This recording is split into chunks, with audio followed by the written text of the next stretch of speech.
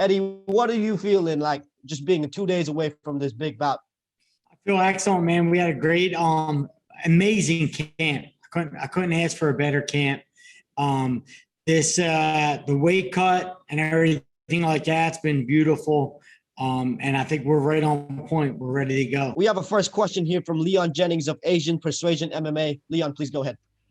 Eddie, you said you believe a win on TNT one will earn your title shot. Do you think any win will do that, or do you think you need to make a statement with a big win? A statement with a big win will do it. I mean, I don't know. I'm not the promoter, so for me, it's about going in there and always making a statement. I'm not here just to win. Wins are for me. Being spectacular is for the fans. So I step in the cage, and the idea is always to be spectacular. Winning is usually just a byproduct of that. So, you know what I mean? I'm ready to go. We have a next question here from Jay Anderson of Cage Side Press. Eddie, welcome back. Thanks for the time tonight. I just want to know how frustrating the past year has been for you in terms of, at 37, your window in the sport is limited, and then missing out a year due to the pandemic. How rough has that been, and how good is it right now to be getting back to work? I'm going to correct you there. I don't have a limited window. This is almost my second decade in this sport, and I love what I do. But it hasn't been frustrating. I got a chance to kind of heal. And like I said, I've been fighting 2 decades.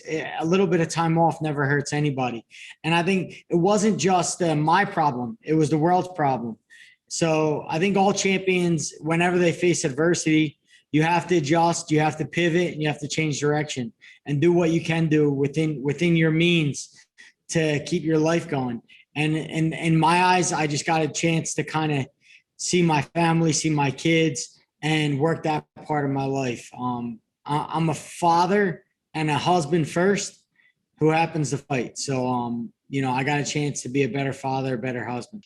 Glad to hear it. And, what would a third title and a third major promotion mean to you at this point in your career? For me personally, I would be the greatest lightweight to ever grace the sport of MMA. That's how I feel about it. It's easy to be great for 5 years or 10 years and have that energy to be able to do that, just to take on the sport and be energetic and excited about what you do. But this is almost 2 decades going, traveling to all parts of the world, fighting champion after champion after champion from all over. Not staying in one place and taking on all challengers. So at the end of the day, my resume will speak for itself. And anybody want to debate it, just check the scoreboard. All right, thanks very much. Chris DeSantiago of MMA Island. I know you're looking for Triple Crown status, and with yourself as number one as the lightweight GOAT, where do you rank the others in the lightweight GOAT conversation, like Khabib and BJ Penn and Dustin Poirier? Second. They're all second. Thanks, Eddie. Appreciate it. No problem, brother. Ivan Stewart of Dugout Philippines. Ivan, please go ahead with your Good question. morning, everyone again. Good morning, Eddie. Okay, so speaking of Dustin, the last time you were on U.S. television was against Dustin. So how's it like to be back on U.S. TV after 3 years? I'm ecstatic, man. I think it re-energized me. You definitely don't want to get lost to your hometown fans. I love coming to Asia. I love fighting. Asia kind of helped make me who I am. So going back to the St. Thomas Super Arena, Tokyo Dome, and going back to Asia and fighting from Asian fans was a dream come true to go back to. But at the end of the day, you want to fight for your hometown fans. You want your family to be able to see it. You want your friends to be able to see it. And I was blessed enough to be able to get on to TNT, and we were all able to go fight live on TNT. And it's everything I envisioned when I joined One Championship. We spoke about this. We spoke about the possibility of this happening, and now it's all happening. Right, just a quick follow-up. Would you prefer this type of setup in which you're fighting on a midweek instead of a weekend? I'll fight any day of the week. I mean, if you catch me on a Tuesday, I'll be fighting. Catch me on a Saturday, I'll also be fighting. I fight twice a week, sometimes 3 times a week. Training, I don't care if it's in a cage, a mat, an alley.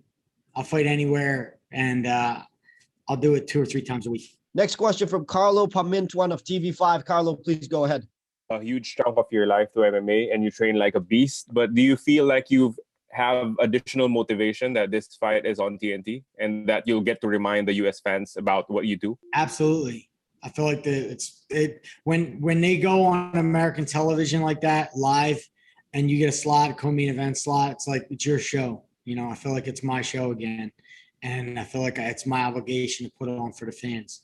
So yeah, it rejuvenated me, reinvigorated me, and definitely pushed me to another level during my training to be able to go out there and put out and show out. Next question here from Simon Romero of Behind the Grid. I just want to know, do you feel like there's something that you have to prove here in your second fight for one championship? The only proven, that I feel like I have to do is to myself. I just want to go out there and put on my best show. I know what I did. I know the kind of camp I put in, the sacrifice I put in, and the improvements that I made. So, I mean, I just feel I prove things to myself as a martial artist. Every day I make that walk into things sometimes that I don't want to do, and it requires the discipline, the courage to do that. And at the end of the day, I'm proud of myself for that. And I prove things to myself. I don't prove things to anyone else. And this last one I have for you here, I want to know, what do you need to do in order to be successful against Yuri Lapicus come fight night? What I need to do is already done. Come fight night, just have to perform, execute, and do the same things I've been doing for the past 2 months. I think going out there, putting pressure on my opponent, touching him up, and I think I have a lot of advantages in boxing. I think he makes a lot of mistakes standing up, and then make him pay. From Angel Jude Briosos of MMA Overtime Heroics.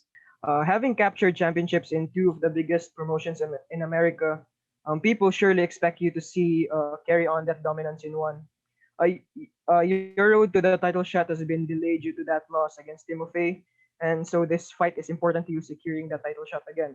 So describe your emotions leading into this matchup as far as the pressure goes on you, and does it ever get to you, the pressure? How do you manage it? Yeah, I deal with the pressure on a daily basis. I'm my own worst enemy. I'm my biggest critic. So when I go into the gym, I want to make sure that I compete at a high level. I'm executing the things I'm working on, and I think when I go out there, it's just a byproduct of my training. I don't think there's any pressure on my shoulders other than just to go out there and do what I do every day. So I'll rely on my instincts. I'll rely on myself. I have a deep trust and belief that I'm the best in the world. And when I go out there and perform, no one in the world can beat me. Do you think that winning the one championship lightweight title is the last thing that you have left to fulfill before you want to call your career quits? I can't say that. I can't ever say that I'm going to quit. So the thing is, I never planned on doing this. It's just something that was inside me, and I'm not going to start making plans now. I'm just shy of 2 decades. I think I can make it 2 decades, and that would be pretty damn cool. I think I'm like 18 years in. So we'll see. Okay, thank you, Eddie. Good luck on your match. Next question from Dylan Bowker of My MMA News. Dylan. Kind of curious about some of the dynamics leading into this one, because it seems like there's a degree of trash talk coming from Lapicus's end of things, but you seem pretty unfazed by that largely. But I'm kind of wondering, is there any level of, being the living legend and being perceived as like the statement name for some of these guys? Does that inform your performance at all? Does it give a bit of a chip on your shoulder in any kind of way at all? I feel like when I came in on my debut, it was adding pressure and affecting me in a way. I don't like just getting respect. I like earning it. I like taking it. That's like part of the hunt for me. It's part of my motivation and drive. And when I'm just given respect like that, it kind of takes a little bit of the drive away. So yeah, I don't like being perceived as that, but like I changed my own perspective on it, and it doesn't really matter. It doesn't matter what they call me. It doesn't matter what I did in the past. It doesn't matter what I did my last fight or whether I won or lost. What matters is right now and this next opponent that's in front of me. That's all that matters. And that's all that ever mattered. Was there a distinct moment when you had that perspective shift that you noticed? I want to say that, you know, I've in my debuts, in a lot of my debuts, whether we're talking about Bellator, UFC, or even one championship, any one of the major promotions in the world, I've never done good in my debuts ever. And I look back and I was like, what was the one factor that, you know, that kind of separated my performance from being good and being able to go out there and just be myself? And I think a lot of it was the pressure of, you know, who I was, that the promotion was putting this name on me as one of whether it's a legend or the guy who's supposed to be the champion or whatever. And I was holding that weight rather than just letting it roll off my shoulder. I was holding on to it, and it wasn't allowing me to perform to the best of my ability. Next question from Dewey Wijatmiko of bolasport.com. Eddie, you already fought with the best in the lightweight division. How do you see Lapicus? Is he has something special that made you make adjustment to your preparation? Well, for me, just even being in the weight class that I'm in is a challenge. The guys are much larger, you know, bigger frame than a lot of them are bigger than me. So it's a challenge already. And Lapicus has a lot of skills. He's well-rounded. He's relaxed. He fights like a veteran. And I'm looking forward to the challenge. I see holes in his game. I see mistakes he makes, and I'm going to make him pay for them. But no, he's a very good fighter. You don't go 13-0, you know, without being a good fighter. He's beaten a lot of good guys, and I respect him. Could you give me a name? How do we should call you if you become a one championship champion? You already champion in Bellator and UFC. If you manage to become champion in one, how do we call you? You cannot take Triple C because it's taken. Call me what you call me from the first time. Call me Eddie Alvarez. Nick Atkin of South China Morning Post. Nick, please go ahead. Your one championship career has been paired with Demetrius Johnson. You've both been on all the same cards, or scheduled to be at least. What do you make of his fight coming up against Adriano Moraes? Do you have a pick for that? I always pick Demetrius. I mean, to me, he's the greatest champion that lived. Nobody has done what he's done. Nobody has more belts.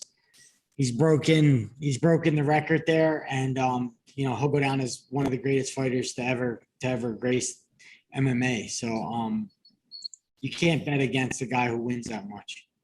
If Demetrius knows how to do anything, whether it's kick, punch, takedown, or whatever, he knows how to win. He finds a way to win. So I'm looking forward to the matchup. I'm a fan of his. I've always been a fan of his. From Mike Murillo of Business World. You have fought in big MMA markets all your career. How big is this event for one championship to be shown on primetime in the U.S.? I kind of feel like this will be one's coming out party in America, because until now, it's been on coffee time in the mornings and marketing, like as far as the marketing of the events. I think they took it to another level with marketing it during March Madness, doing the trailers that they've done, bringing in Will Harris from Anatomy of a Fighter to kind of follow our day by day. So they've done some really good production, some really good media behind this, and it has a really good push. So American fans will see one championship in a different light come April 7th. And I'm excited to be part of that event. And I feel like after April 7th, when they see what they see, there'll be a new guy in town. Eddie, at this stage of your career, it's safe to say that you've accumulated a lot of skills. What else in your game are you improving on daily? For me, it's about using all my skills, using everything. A lot of times I get into fights and it's the same thing over and over. It could be they all just kind of turn into brawls and things like that. And I think using everything is important to me. I want to be able to use everything. I want to be able to use my kicks, my punches, my takedowns, my jiu-jitsu. I want to be well-rounded, and I want to look like a well-rounded fighter out there. So although I try to do it, my fights end up becoming brawls. and I've been trying to change that. Hasn't been happening, but I'm doing my best inside the training room to use all my tools, to use everything I got. We have this next question here from Singapore Strike Sports. Like they said, like you say, you have been fighting for Bellator, you're fighting for UFC, and now you're for one championship. So right now, for the first time, that one championship will be premiering at prime time. What message do you like to give to the American fans to convince them to watch one championship? Well, my first experience with Asian martial arts has always been Pride, and Pride when I was a kid was some of the greatest martial arts ever.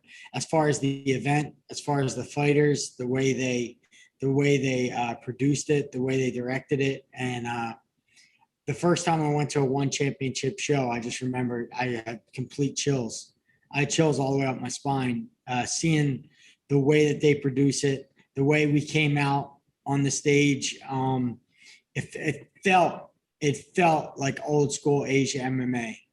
That's what it felt like. The fight drums, everything about it brought back memories to me when I was a kid.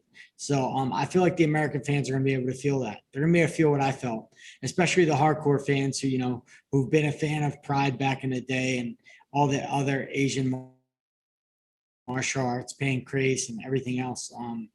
I feel like one is the top dog, and they're going to take over America in short order.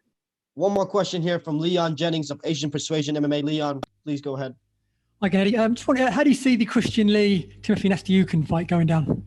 That's a pick 'em. I feel like Christian does a good job pulling people right into his grappling game right away, and I think Timothy, the main thing you're gonna have to do against him is get him tired.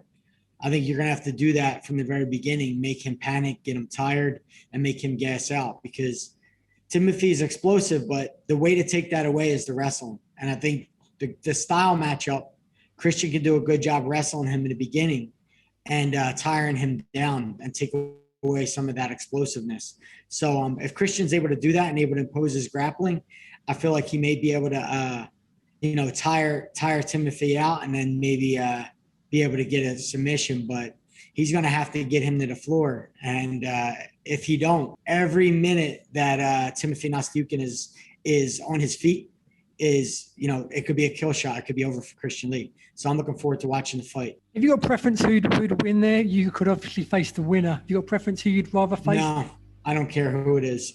It'd be nice if Timothy wins. It'd be nice to kind of get back into a title contention and get a rematch with Timothy.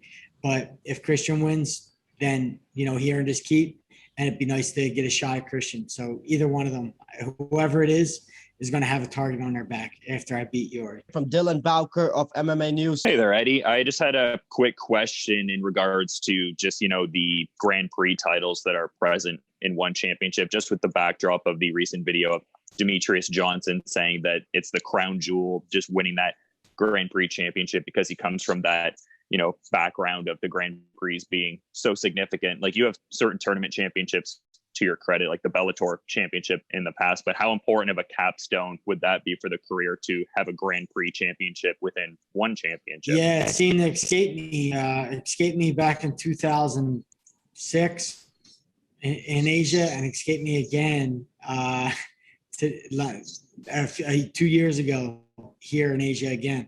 So they keep escaping me, and I don't know why. I leave everything into the fight gods. When they speak, I listen, and you can try your butt off, work hard, and do everything you can, but sometimes it's just not in your favor. And I wasn't able, when it came to the Dream Lightweight Grand Prix, they disqualified me from the tournament. I was the only fighter in the tournament to go undefeated, and they disqualified me for an eye injury. And then for the one championship Grand Prix, I end up getting injured as well. So these Grand Prix are a lot about survival and staying healthy. And my style of fighting don't lend itself to stay healthy. It's not a very healthy style of fighting. Yeah, I was gonna say, I guess being the violence weight champion doesn't lend itself well to that kind of format, eh?